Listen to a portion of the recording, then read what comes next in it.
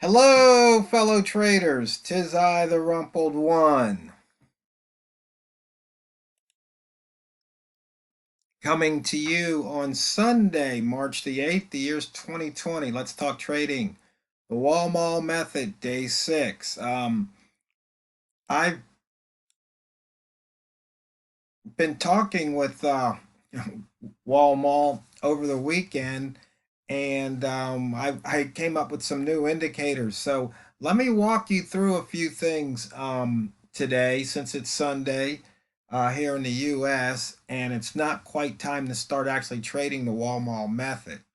But of course, boys and girls, fellow traders, remember, these videos are for educational purposes only.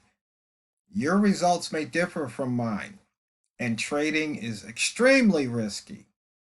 So, if you're seeking trading advice, financial advice, investment advice of any kind, get your advice from an accredited financial professional.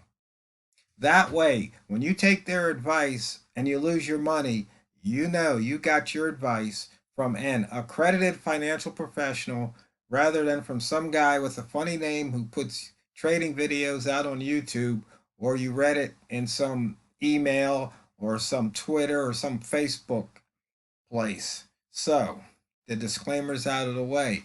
And we know no matter what method you use, whether it's a coin flip or some scientific method that uses supercomputers to plot squiggly lines, you have to control your risk. You cannot lose any more on one trade than you are willing to lose on a particular trade. So set your position size and stop loss accordingly. And losing, part of losing is when you don't have your money management in place, or your method fails you, or you execute and perform in a subpar manner. In other words, you don't do what your method tells you to do. And the only way you can improve is through repetition. You do the same thing over and over, and you do it correctly. It will build your confidence and your competence, which leads to success, which leads to more confidence and competence. Okay, so I changed the Walmall screen from the dim gray to yellow. Maybe you can see it just a little bit. So what he did was he took the frequency distribution indicator and he looked at it across the chart for the last 100 bars, high minus low. Okay, so he wanted to see what the range, high minus low, was. And you can see here, greater than 10, 81 times out of 100. So 81%. Greater than 15, 60% of the time.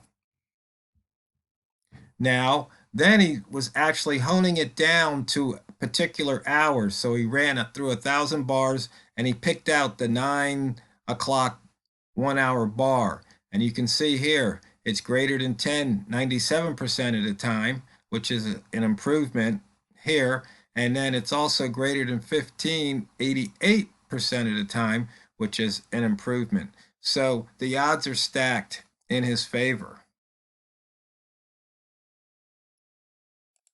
So what I did was, since I traded a different time, I trade the 15 and 16 o'clock bars. And you can see here, greater than 10, 95 and 100, greater than 15, 85 and 85. So pretty good odds once again. But then odds is really incorrect because odds usually refer to probability. But statistics, the statistics are on my side.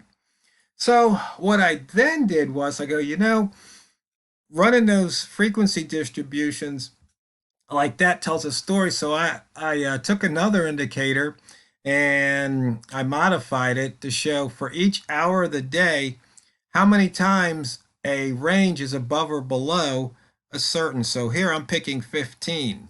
So you can see here from the 9 o'clock hour through the 17 o'clock hour, you see these numbers are pretty big. So this is the best time to trade. These other hours, not so much trading this pair. Also, I modified and updated the above below indicator here. And yeah, this is a new 2020 indicator. So those of you who've made your 2020 donations, look for this one in the next release. But once again, 60% above 15 out of the last 100 bars, 40% were below 15 pips. Now, what does that mean? The way I read it, it's real simple. This goes back to the pure price action. So you see here, this current bar opened between 70 and 80. And right now it's at 81. So if you popped in at 80, you're already almost 2 pips ahead of the game. Yeah, 1.7. So you can see here, and it's already hit a high of 83. So you could have nabbed 3 pips real quick off of that.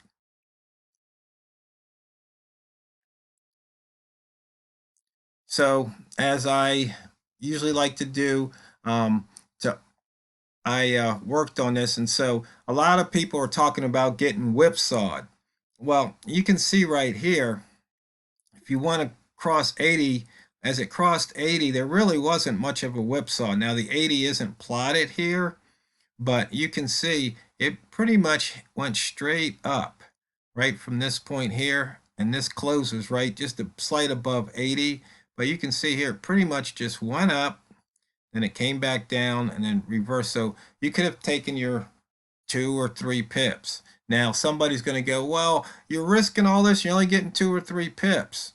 Well, when you've got something that's about 80% of the time historically is going to move forward, you might as well take it.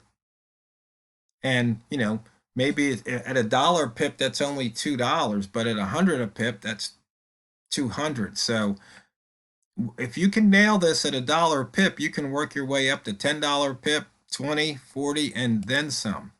And so as usual, I wrote an indicator here that shows the buy and sell points and also the take profit level. And how I determined this was, remember 15, but I think in this particular one, I wrote an indicator, the Walmal lines.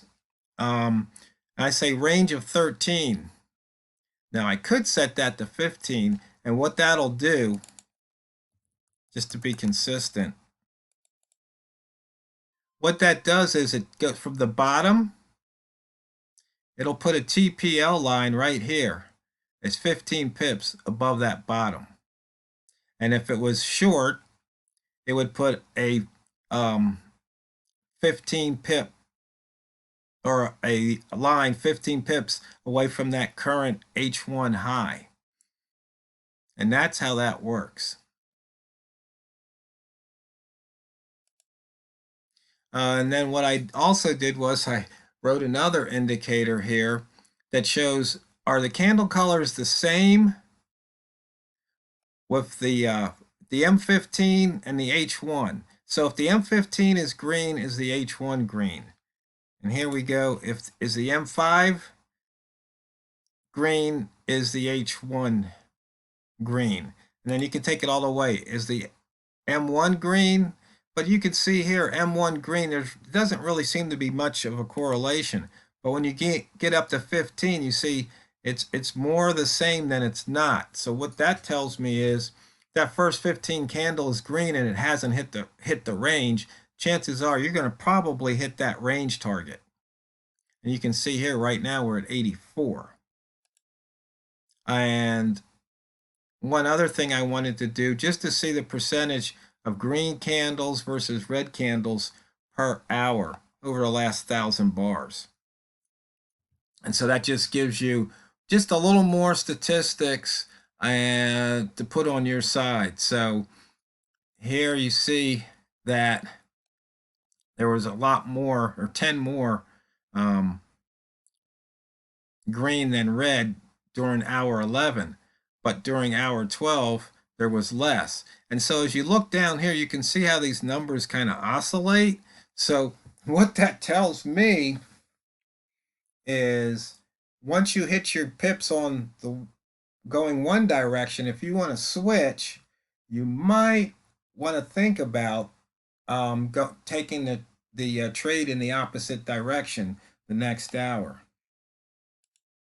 And one other thing I did was I updated the sweet spots gold indicator.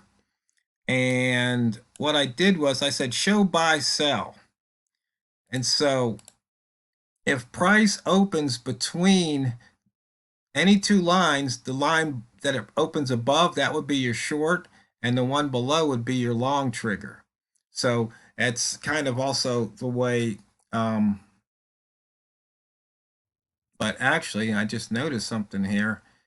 I might have to work on that indicator because it looks like this should have been green. I think I might have to